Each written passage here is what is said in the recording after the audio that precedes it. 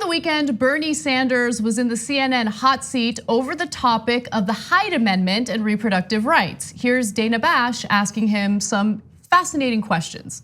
Joe Biden changed his position this week, opposes the Hyde Amendment, which prohibits using taxpayer dollars for abortion services. You oppose it too, and you said this week that you have, quote, always voted against the Hyde Amendment. But you have actually voted in the past to support large spending bills that include the Hyde Amendment.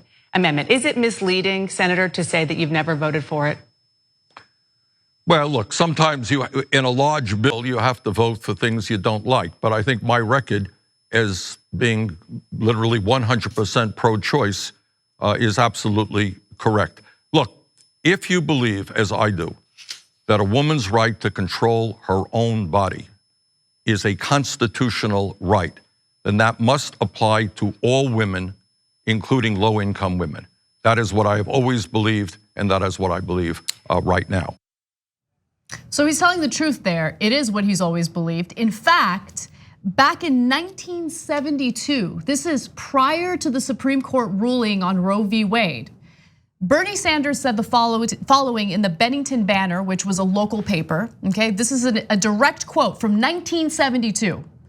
Abortion is an issue with which brings out deep feelings in people, and I respect the feelings of those who are opposed to abortion on moral grounds. I feel, however, that these people should not be allowed to impose their sense of morality or religious feelings on people who hold a different opinion. He continues to tell the paper, it strikes me as incredible that politicians think that they have the right to tell a woman what she can or cannot do with her body. This is especially true in Vermont, where we have a legislature which is almost completely dominated by men. 1972, the Bennington Banner. Okay, so there's point number one. So before we get to more videos from Bernie Sanders and whether he's being consistent, look, this is why people like Bernie Sanders. It's probably his number one attribute.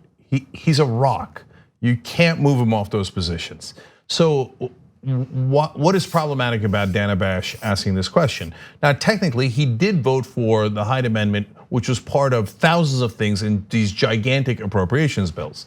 So, well, the reason is it's a bit of a gotcha question. Now, I almost never call anything a gotcha question because it's super fair to ask politicians about their voting record, anything else that's in their past. And oftentimes the Republicans will take a fair question about policy and go, now you want me to have a position on Libya, that's a gotcha question. No, those are not gotcha questions. The reason this one is because everyone in the Senate voted for those appropriations bills, including Elizabeth Warren and every other Democrat that had a chance to vote on it that's running for president. So now no one's questioning Elizabeth Warren and other candidates that have come out super strong against the Hyde Amendment, but they voted for those same appropriations bills. And they shouldn't be questioned on it. It would be wildly unfair to Elizabeth Warren, who's an excellent candidate and very progressive, for people to turn around and say, oh, well, but you voted for the Hyde Amendment inside an appropriations bill, right? Ha ha. But if you do that with Bernie Sanders and you don't do it with any of the other candidates, that is unbelievably unfair. And even if you do it to the other candidates, no matter who you're doing it to, you should explain within that context, because other people might not see your interview with Warren or Kirsten Gillibrand or any of the other people. You should explain that all of the senators voted for those appropriations bills. Otherwise, you're misleading your audience. It makes it seem like that whoever you're talking to, and in this case Sanders, is a hypocrite and was not telling the truth because he did vote for it within the context of an appropriations bill. Right. That is terribly misleading, and you've got to see that.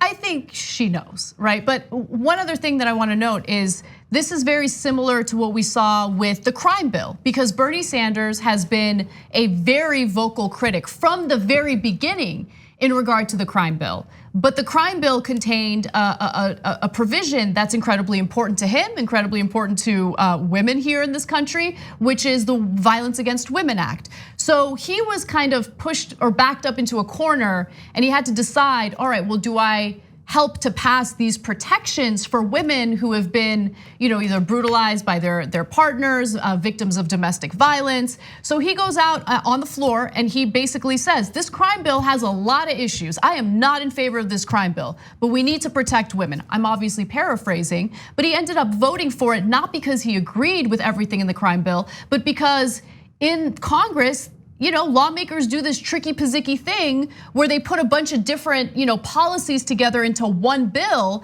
and then you're kind of, again, backed up into a corner. What do? Do you pass those protections for women, or do you refuse to do so because you disagree with the crime bill? And by the way, it is a political trick that's done on purpose. Right. So for example, if Bernie Sanders voted against the appropriations bill, or Elizabeth Warren, or anybody did, they'd say, oh, look at this obstinate person. Like everybody's voting for it. We have a compromise, it's bipartisan. And then here comes Bernie Sanders and he just won't vote for anything.